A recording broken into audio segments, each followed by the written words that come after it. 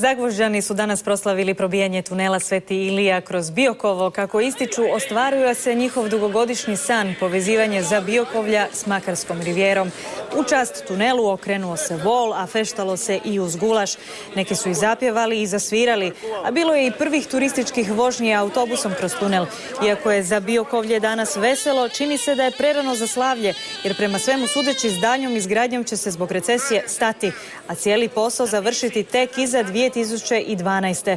Stvari je pokušao spasiti prošli tjedan splitsko-dalmatinski župan Ante Sanader, koji je ponudio da se i županija uključi u sufinanciranje, samo da se izgradnja nastavi. Prošli četvrtak sastao se s direktorom Hrvatskih autocesta, no model sufinanciranja nije još dogovoren.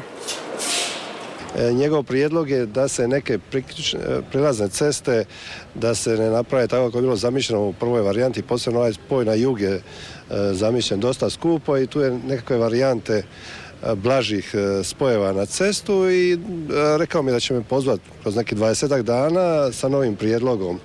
Znači i financiranja i usklađenja tih prihvatnih cesta.